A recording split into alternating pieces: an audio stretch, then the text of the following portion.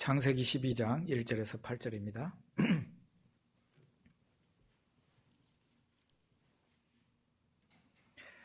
같이 읽어보겠습니다.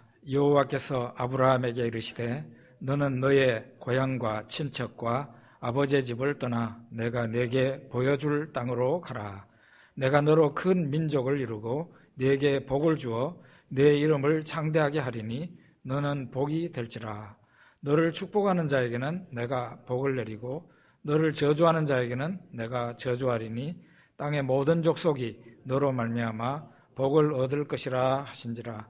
이에 아브라함이 여호와의 말씀을 따라갔고 롯도 그와 함께 갔으며 아브라함이 하란을 떠날 때에 75세였더라. 아브라함이 그의 아내 사레와 조카 롯과 하란에서 모은 모든 소유와 얻은 사람들을 이끌고 가나안 땅으로 가려고 떠나서 마침내 가나안 땅에 들어갔더라. 아브라함이 그 땅을 지나 세겜 땅 모래 상수리 나무에 이르니 그때에 가나안 사람이 그 땅에 거주하였더라. 여호와께서 아브라함에게 나타나 이르시되 내가 이 땅을 네 자손에게 주리라 하신지라. 자기에게 나타나신 여호와께 그가 그곳에서 제단을 쌓고 거기서 베델 동쪽 산으로 옮겨 장막을 치니 서쪽은 베델이요 동쪽은 아이라. 그가 그곳에서 여호와께 제단을 쌓고 여호와의 이름을 부르더니. 아멘.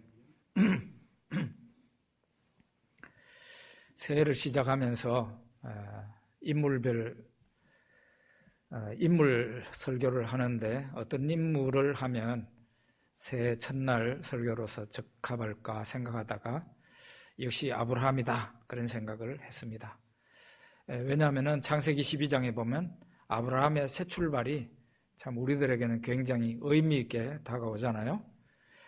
아브라함은 75세 때, 사라는 그의 나이 65세 때 새로운 출발을 하고 새로운 인생을 살았고 그때부터 하나님께서 주시는 복을 받아서 만세에 그의 이름이 남는 복된 인생을 살게 되었습니다.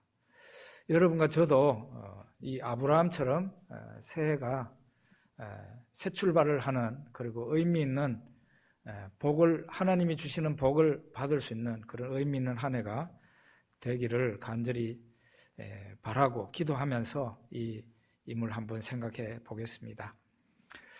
아브라함이 믿음의 조상이잖아요. 그런데 이 아브라함이 원래부터 잘 믿는 가정의 출신은 아닙니다. 위에 물이 맑아야 아래 물이 맑다고 그러는데 위에 물은 흙탕물이라도 아래 물은 맑아야 된다. 그렇게 말한 철학자가 우리나라 손봉호 교수님 계셨는데 위에는 우상 숭배를 했다 할지라도 밑에부터라도 하나님 제대로 믿고 살아서 복을 받아야 되겠죠. 그 대표적인 사람이 바로 아브라함입니다. 아브라함의 아버지 이름이 데라인데 이 데라는 유프라테스 강 건너편에서 그는 원래 우상 숭배하던 사람이었습니다. 신들을 섬기는 이방신, 다른 신들을 섬기는 그런 사람이었습니다. 그런 가문에 그 아브라함이 어떻게 하나님을 잘 믿고 이렇게 복된 인생을 살게 됐을까요? 아브라함의 고향은 여러분 잘 아시다시피 갈대아 우르입니다. 메소포타미아 강과 유프라테스 강이 만나는 그 하류 지역에 형성된 그 당시 도시였습니다. 그 당시 세계에서 가장 문명화된 그런 도시였어요. 가장 문명화된 도시였어요. 발달한 도시였어요. 오래전에 이 갈대아 우르를 고고학자들이 발굴을 했습니다. 발굴을 해서 보니까 전부 다 이 집을 어떻게 지었는가 하면은 거기는 돌이 나지 않는 곳이에요. 돌이 없는 곳입니다. 그래서 거기 사람들은 진흙을 가지고 벽돌을 구워서 그래가지고 집을 반듯하게 세웠는데 대부분의 집들이 2층, 3층이에요. 대저택입니다. 요즘이라 할지라도 그 집은 잘 사는 집이에요. 그리고 이렇게 도시 문명을 이루고 살았는데요. 그 집집마다 특징이 하나 있었는데, 공통된 특징이 꼭 그 우상의 제단이, 신들에게 올리는 우상의 제단이 꼭 집집마다 그 한켠에 있더라는 것이 그 고고학적으로 발굴이 됐습니다. 이런 배경을 가지고 있는 아브라함을 하나님께서 부르셨는데요. 성경을 가만히 읽어보면 아브라함을 두 차례 불렀던 것 같아요.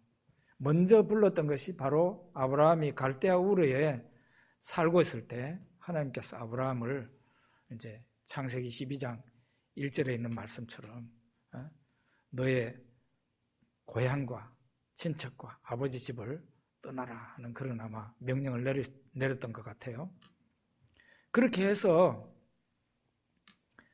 이 아브라함 가족이 아마 가나안 땅을 향해서 가려고 출발을 했던 것 같습니다. 출발을 해가지고 어디까지 왔는가 하면은 하란이라는 곳까지 왔습니다. 여러분들이 성경 지리를 이렇게 보시면 아시겠지만은 갈대아 우르는 이쪽에 있고 하란은 여기에 있고 가나안 땅은 이쪽에 있어요.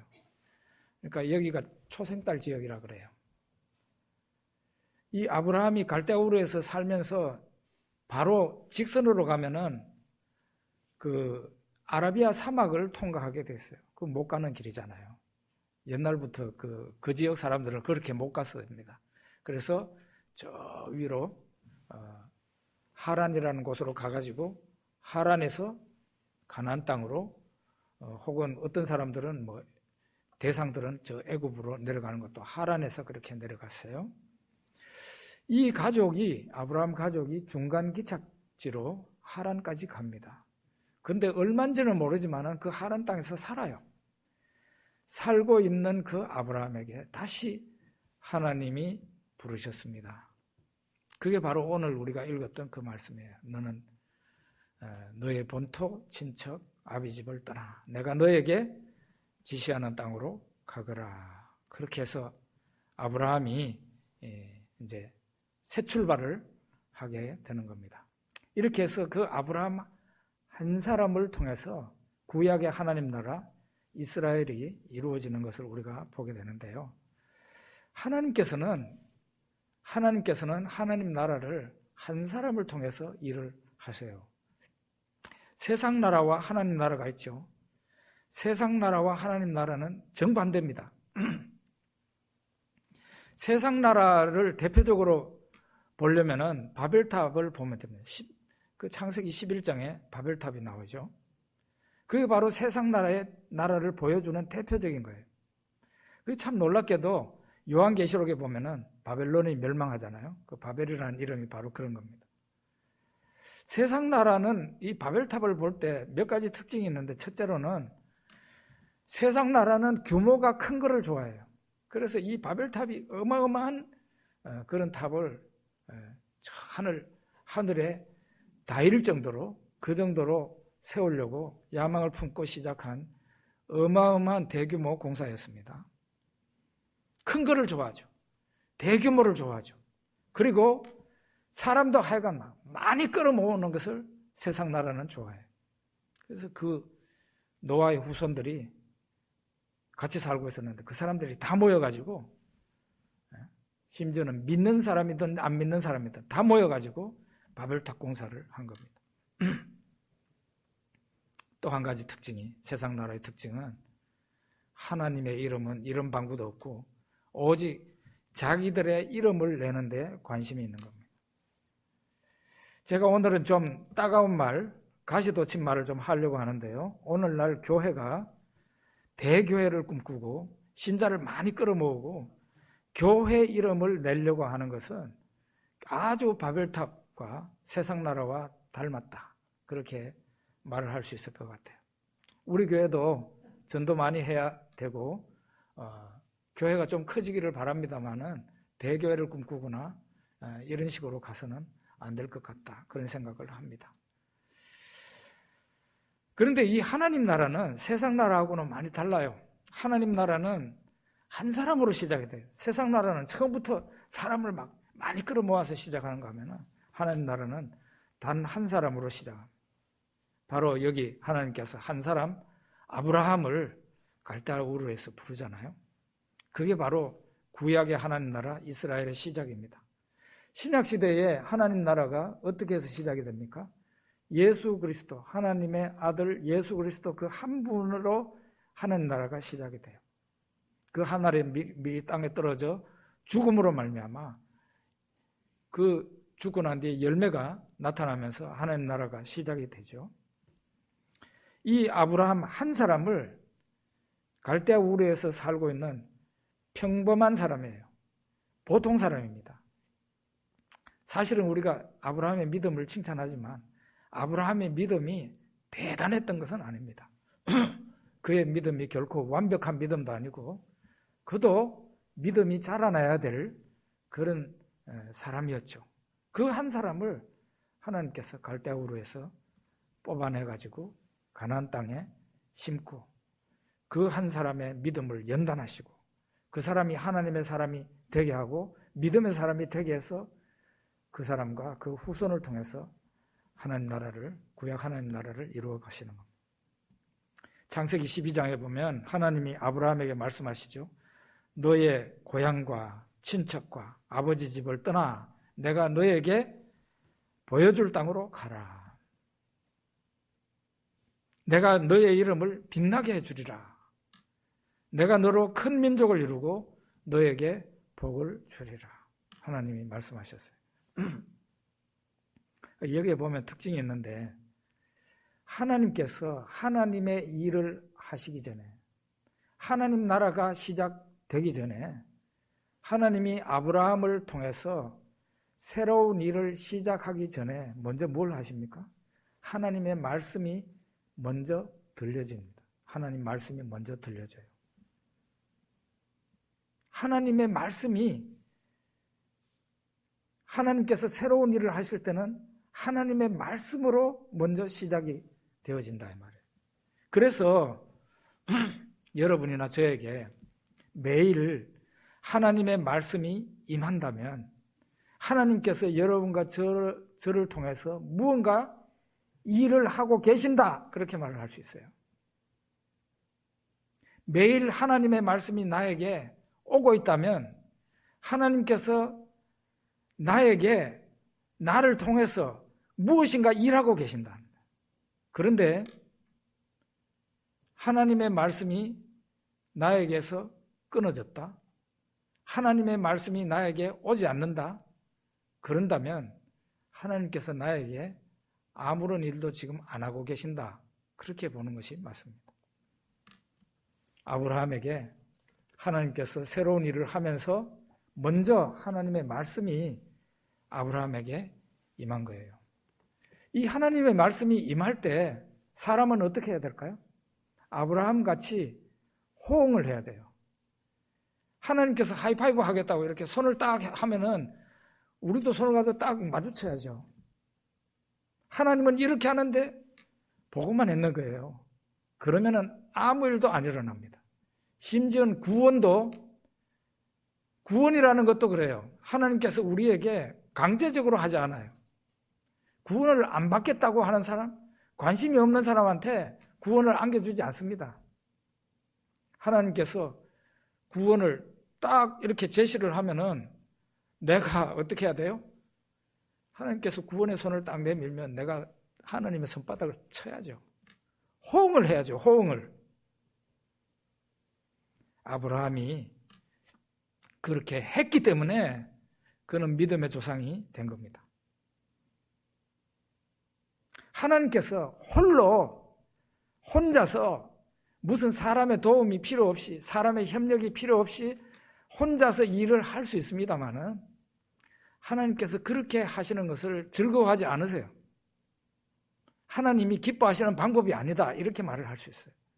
하나님이 기뻐하시는 방법은 하나님의 자녀들이 하나님과 함께하는 것을 좋아하세요.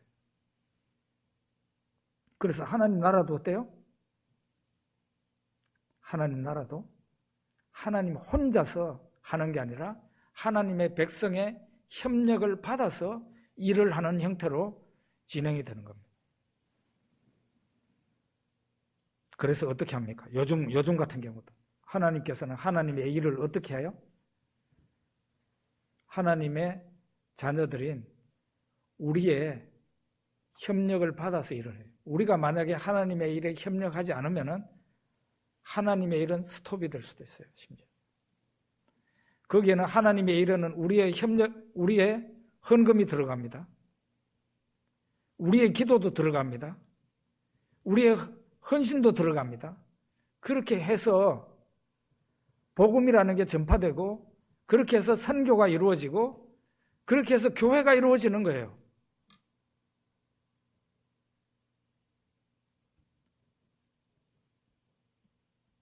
여러분들은 교회 일에, 하나님의 일에 협력하고 있는 분들입니까?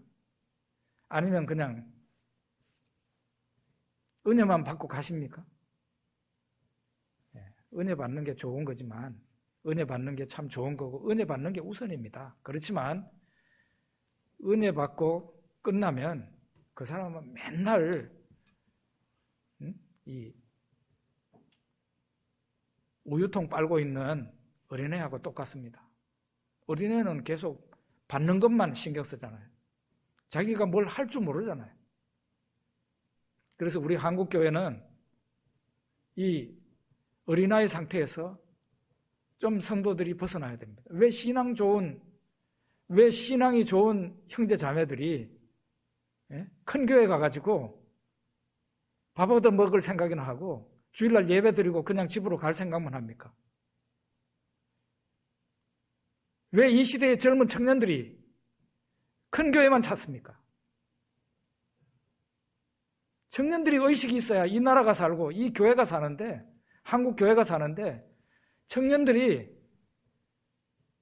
아주 시설이 잘 갖춰지고 시스템이 잘 돌아가고 있는 그런 교회 가가지고 우아하게 예배 드리고 밥 얻어 먹고 설거지도 안 하죠. 그리고 집으로 갈 생각.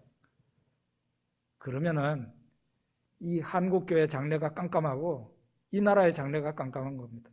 청년들이 의식이 있어야 되잖아요. 청년들이 의식이 있어야죠. 지금 이란에 보십시오. 지금 이란에 히잡 쓰는 거를 강제화해가지고 수십 년 동안 히잡을 쓰고 왔는데, 한 젊은 여성이 그 10대 후반인 걸로 제가 알고 있는데요. 그 사람이 죽고 이러는 바람에 지금 데모가 일어났는데, 중요한 것이 학생들, 청년들이 일어나가지고 데모를 하고 있어요. 그 나라를 바꾸겠다고. 그래야 소망이 있는 겁니다. 그 의식 있는 행동이죠.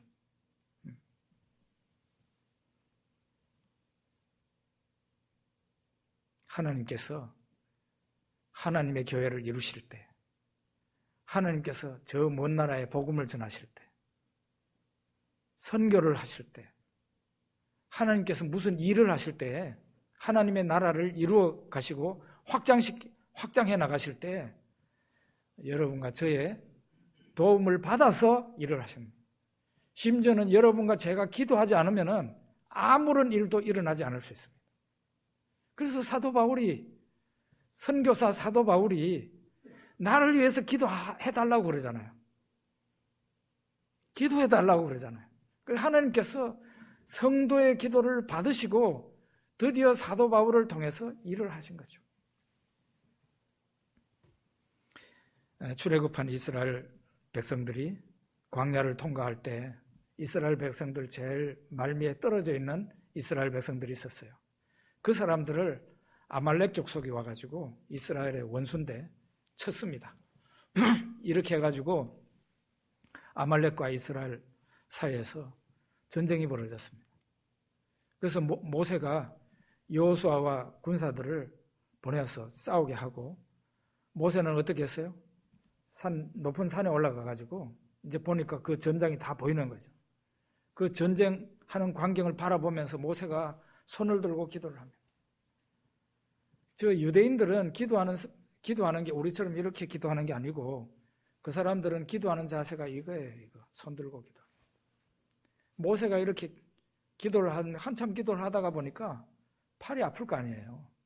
그러니까 이게 팔이 좀 내려오니까 올라가 있을 때에는 여호수아와 이스라엘이 이겼는데 팔이 점점 내려오니까 적군이 이기는 거예요.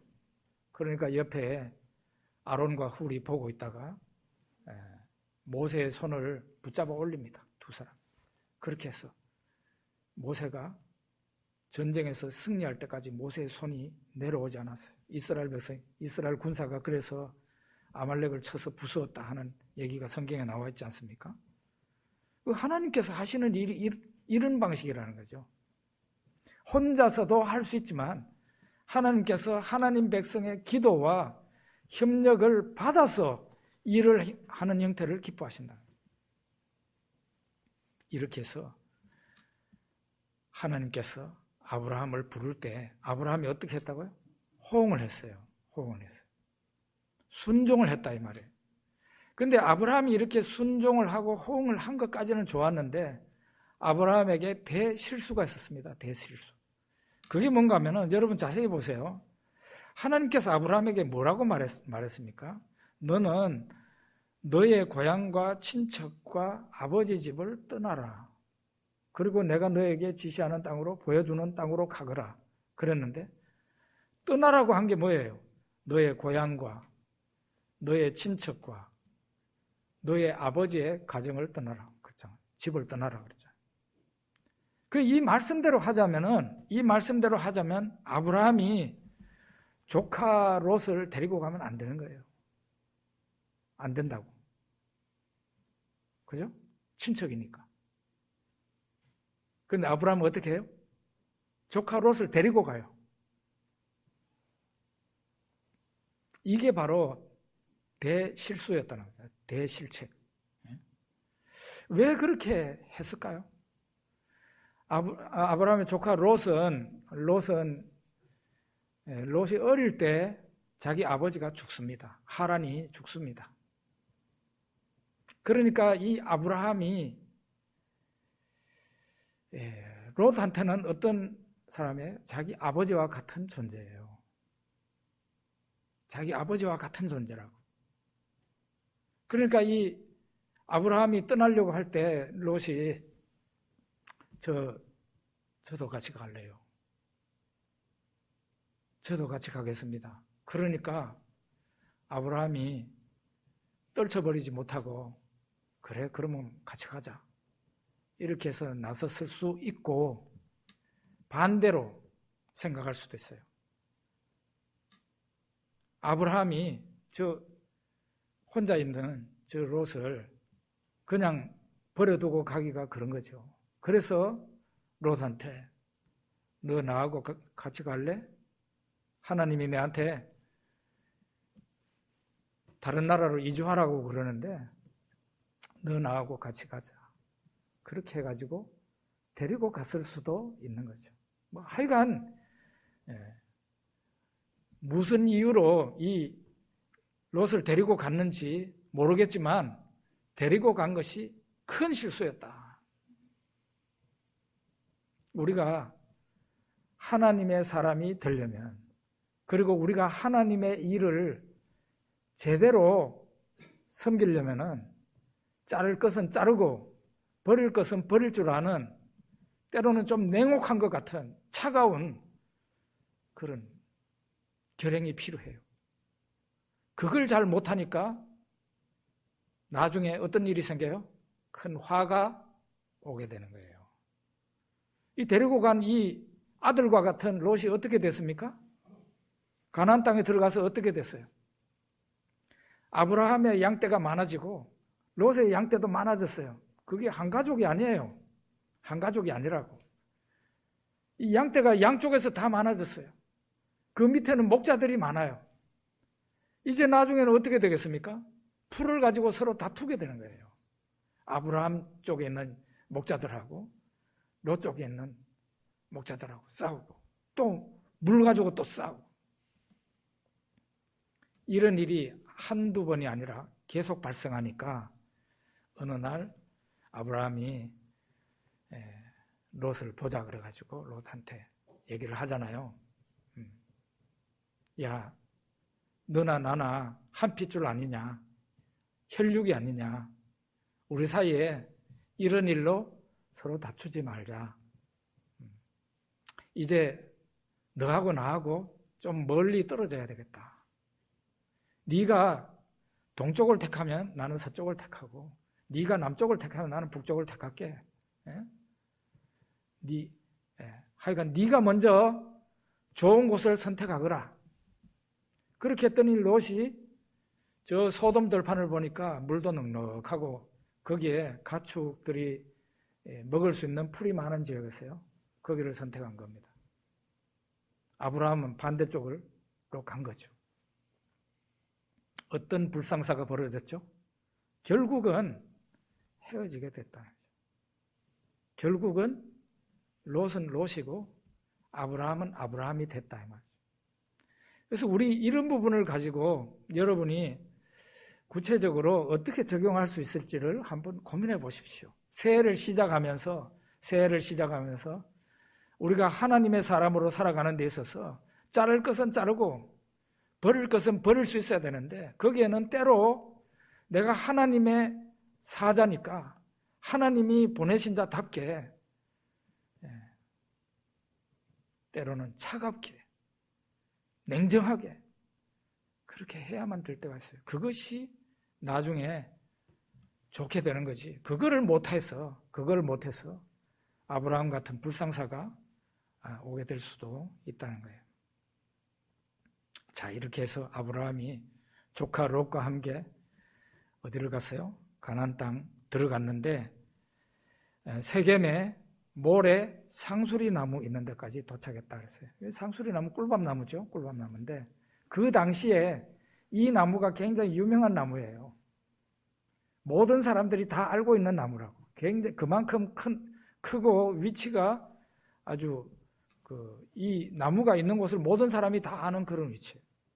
거기에 아브라함이 도착을 했습니다. 그러니까 하나님께서 그 아브라함에게 나타나서 내가 이 땅을 너의 자손들에게 주겠다 그랬어요. 아브라함은 자기에게 나타나신 여호와 하나님에게 그곳에서 제단을 쌓았다 그랬습니다.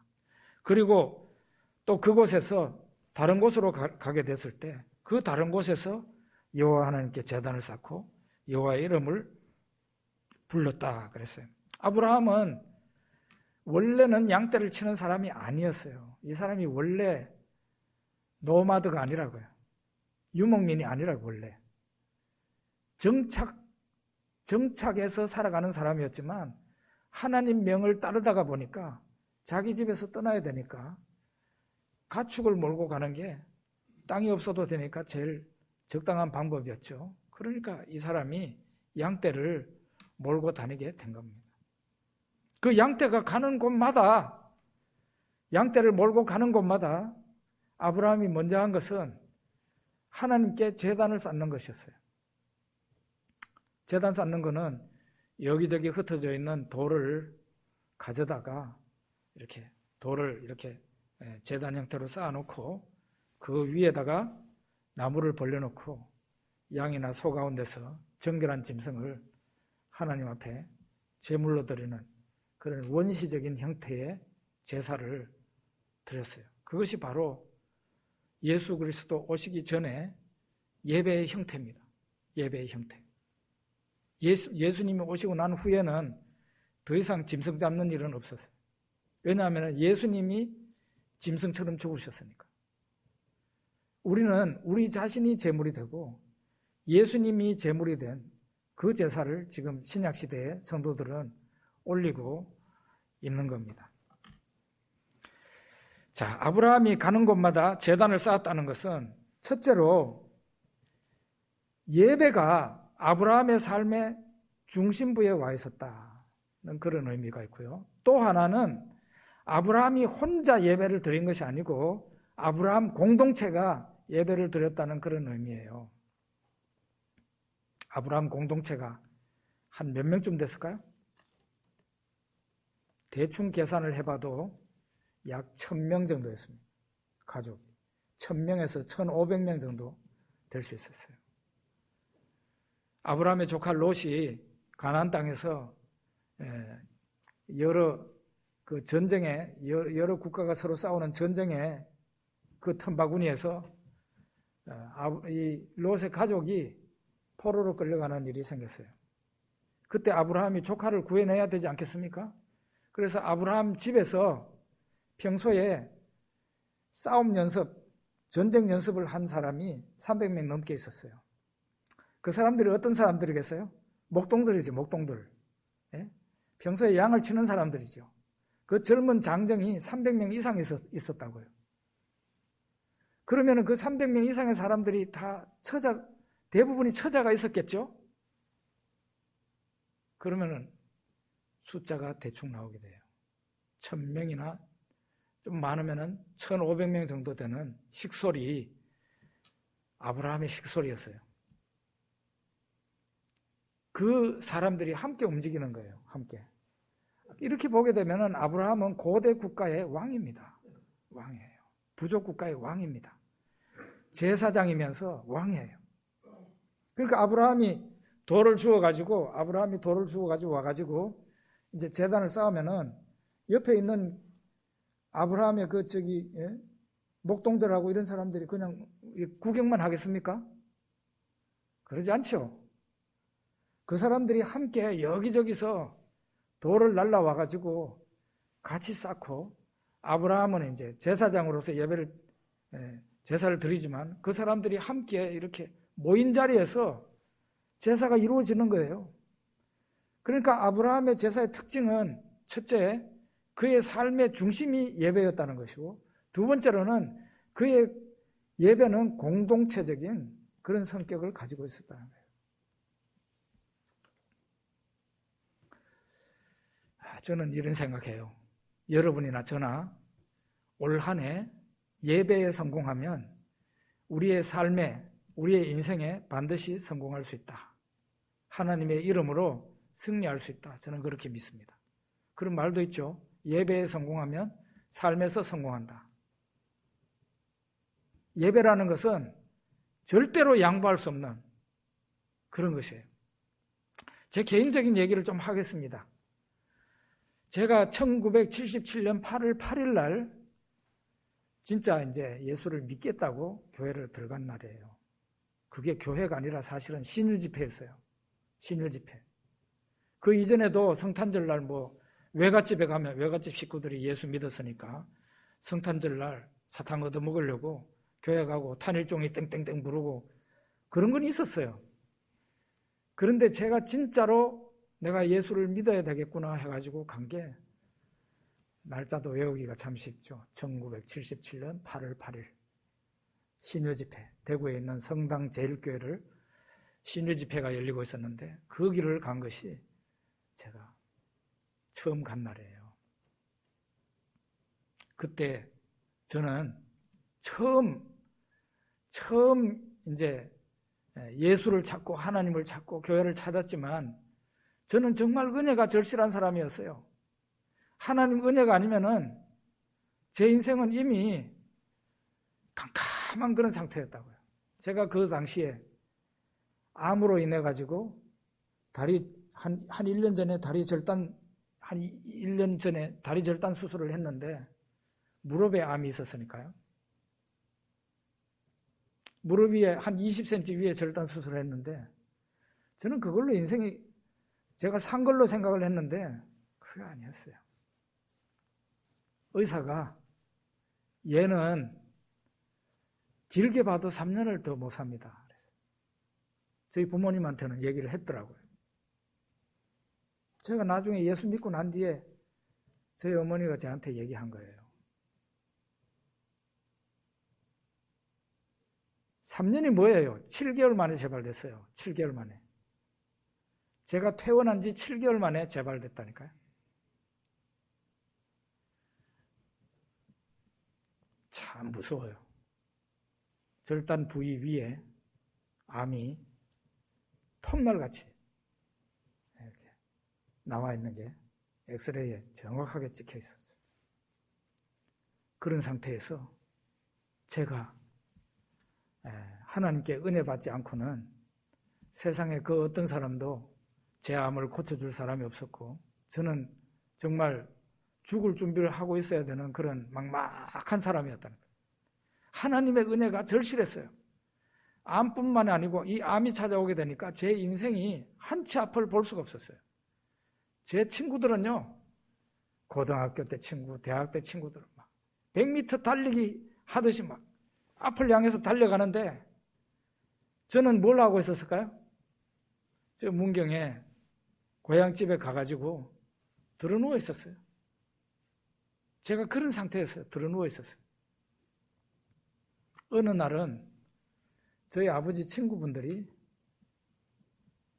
그래도 저 집에 장남이 학교 다니다가 암이 걸려서 다리 하나를 절단했다는데 그래도 가봐야 되지 않겠어 해가지고 며칠 오신 거예요. 제가 드러누워 있는데. 이야, 참 가뜩이나 제가 자존심이 엄청 센 사람인데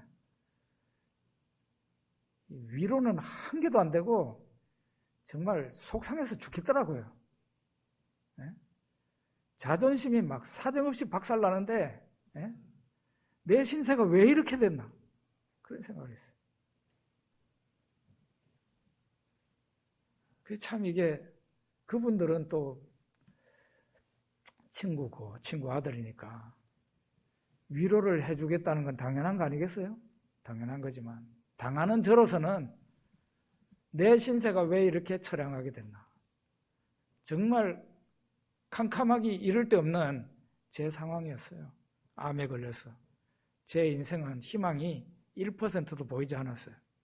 그러니까 제가 예수 믿기로 작정하고 그 77년 8월 8일 날 교회에 갔을 때, 신유 집회에 갔을 때 저는 그때부터 초신자 시절부터 하나님 은혜가 절실했다 이 말이에요. 하나님 은혜가 나한테 임하지 않으면은 내 인생은 거기서 끝나는 거예요. 그래서 저는 그때부터 하나님 제일주의로 살았습니다. 하나님 제일주의로. 주일날요? 예배 안 드리고 어디로 가는 일 없어요. 하나님 은혜가 절실한 사람이 주일날 뭐 누구 결혼식 한다? 누구 장례식 있다? 갈 수 있어요? 못 가요.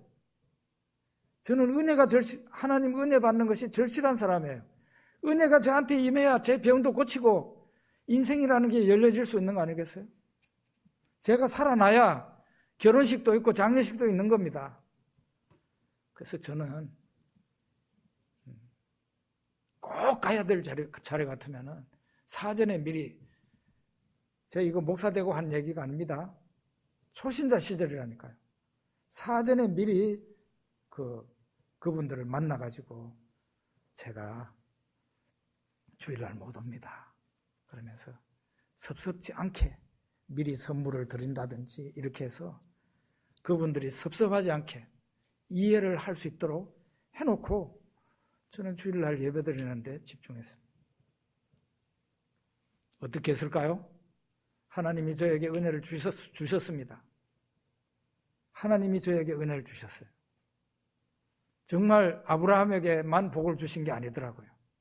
하나님 제일주의로 오직 하나님 은혜의 목을 달고 있는 저에게 버리지 않고 저에게 은혜를 주셨어요. 제 병을 먼저 고쳐주셨습니다. 제 인생길도 열어주셔서 신학대학을 갈 수 있도록 열어주시고 제 하는 일이 모두가 다 잘되게 해주셨어요. 저는 제 일부 예배 때도 그런 말을 했습니다마는 저는 지금 현재 죽어도 여한이 없습니다. 너무 하나님의 큰 은혜를 받았어요. 어마어마한 은혜를 받았어요. 행복한 가정을 주시고 목회도 행복하게 잘하게 하시고 또 남들이 안 하는 선교사도 해보고 그런 가운데서도 하나님께서 은혜를 주시고 제 하는 모든 일이 다 잘되게 해주셨습니다. 몇 해 전에 여러분들이 저를 불렀을 때 교회 상황은 무척 어려웠지만 저는 기도할 때마다 어떤 기도를 했는지 아십니까? 하나님, 제 인생 가운데 예수 믿고 지금까지 모든 일을 하나님께서 형통케 하시고 잘되게 해주셨는데 이 일도 잘되게 해주실 줄 믿습니다. 그렇게 기도했어요. 잘 되고 있잖아요, 지금. 잘 되고 있어요.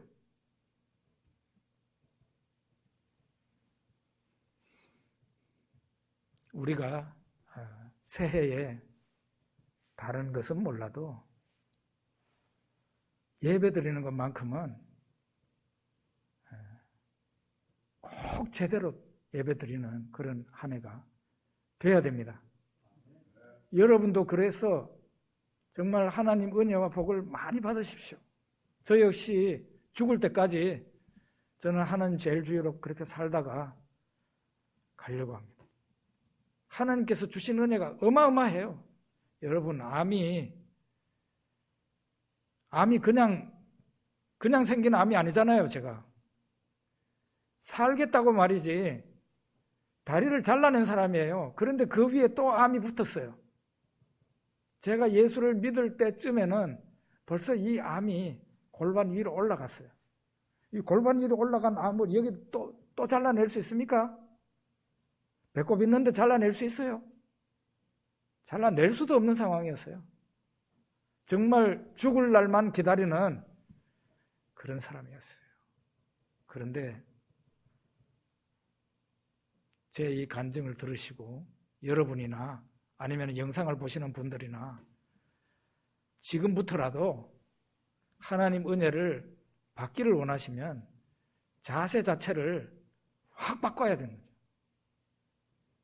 아주 남들이 볼 때는 그냥 앞뒤 콱콱 막혔구나 할 정도로 하나님 제일주의로 살아야 됩니다. 난 하나님 은혜 못 받으면 나 인생 끝입니다 하는 그런 자세를 가지고 하나님 은혜 받기를 소망하고 하나님께 나 자신을 제물로 드리듯이 드려야 되는 거예요. 뭐 사람들한테 나쁜 소리 좀 들으면 어때요? 하나님께 내가 은혜 받으면 되는 거지.